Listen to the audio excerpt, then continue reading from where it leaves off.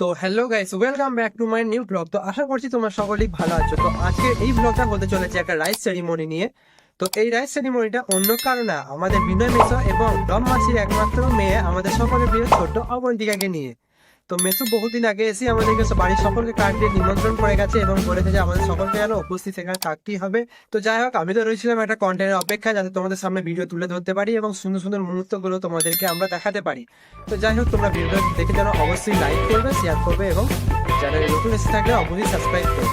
40 minute মতো গাড়ি চালিয়ে আমরা পৌঁছে গেলাম বেজরা গ্রামে মেসোদের বাড়িতে। আর এটা হচ্ছে মেসোদের বাড়ি। তো আমরা প্রথমেই চলে গেছিলাম বাড়ির ভিতরে, আর তারপর চলে যাই যেখানে আজকের অনুষ্ঠানটা হবে সেই জায়গাতে। আর এখানে জায়গাটা দেখতেও খুব সুন্দর ছিল। আর আমরা যখনই পৌঁছালাম দেখতে পেলাম যে অবন্তিকা মায়ের কোলে খেলা করছে আর আমাদের সকলকে ড্যাপ ড্যাপ করে দেখছে। তো যাই হোক, এখানকার জায়গাটা খুব সুন্দরভাবে সাজানো গোছানো হয়েছিল। তারপর চলে আসি আমরা মুড়ি খেতে, আর খুব খিদেও পেয়েছিল আমার।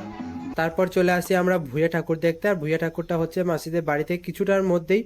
তো ভুঁইয়া ঠাকুরটা বলে রাখি, এখানে দেখা গেছে যে বহুদিন ধরে হয়ে আসছে কি না, মাটির তলা থেকে হাতির মতো দেখতে অনেকটা মূর্তিকৃত জিনিস, যেটা মাটির তলা থেকে উপরের দিকে উঠে আসছে, মানে মাটির তলা থেকে বেরিয়ে আসছে। তো এটাই ভুঁইয়া ঠাকুর হিসাবে মানা হয়ে থাকে। এখানে প্রত্যেক বছরই পুজো হয় ধুমধাম করে। এই যে দেখতে পাচ্ছ, পোড়া মাটির মনে হচ্ছে দেখে। ঠাকুর দেখবার পর আমরা চলে আসি বাড়িতে। আর এখানে তারপর শুরু হয়ে যায় অবন্তিকে স্নান করানোর পর্ব।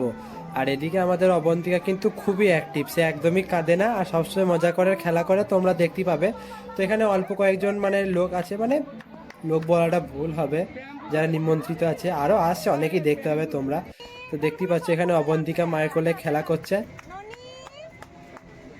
আর এত গরমের মধ্যেও কিন্তু ওর কান্না নেই, সবসময় ও ফুর্তির মধ্যেই আছে, সবসময় খেলা করছে।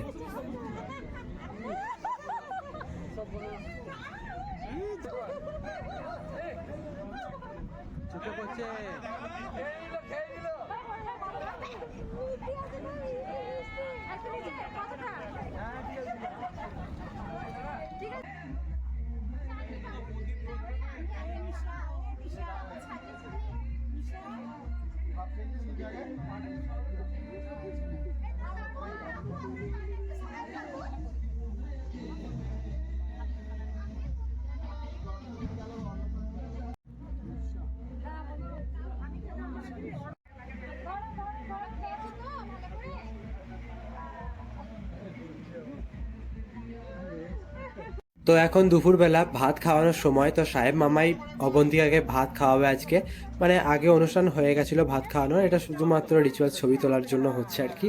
আর যখন অবন্তিকাকে মাছের মাথাটা দেখাচ্ছিল, ভয় পাচ্ছিল না, উপরেও মাছের মাথাটাকে ধরতে যাচ্ছিল খাবে বলে। তো যাই হোক, ও খুব এনজয় করছিল সবার সাথে। তো যাই হোক, এখানে সবাইকে খুব দেখতেও খুব ভালো লাগছিল, সবার ড্রেস আপগুলো খুব ভালো হয়েছিল সত্যি।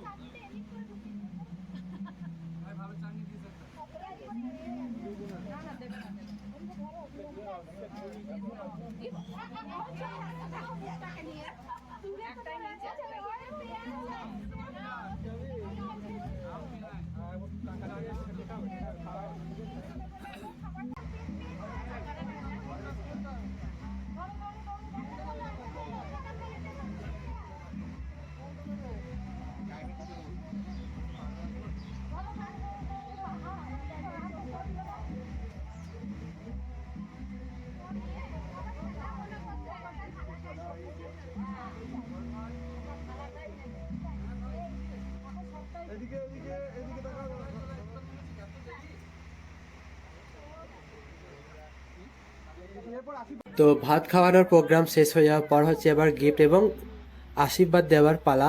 তো বাড়ির সবাই একে একে আসছে এবং সবাই আশীর্বাদ করছে আমাদের ছোট্ট অবন্তিকাকে, এবং সবাই একটা করে তাকে গিফট দিয়েও চলে যাচ্ছে। তো যাই হোক, আজকে দিনটা খুবই ভালোভাবেই কাটলো এখানে।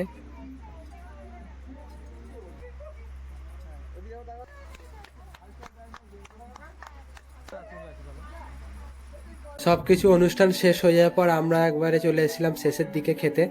তো আমি এখানে খাবার খেতে শুরু করে দিয়েছিলাম। আর আজকে গরমটা খুবই ছিল, চরমতর গরম ছিল একেবারে।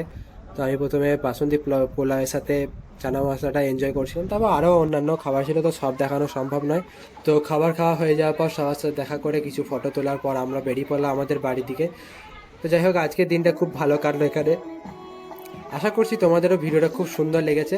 তো যাই হোক, যদি ভিডিওটা ভালো লাগে থাকে তাহলে একটা লাইক করে দেবে এবং অবশ্যই শেয়ার করবে, এবং চ্যানেলে নতুন এসে থাকলে অবশ্যই সাবস্ক্রাইব করবে। Thank you.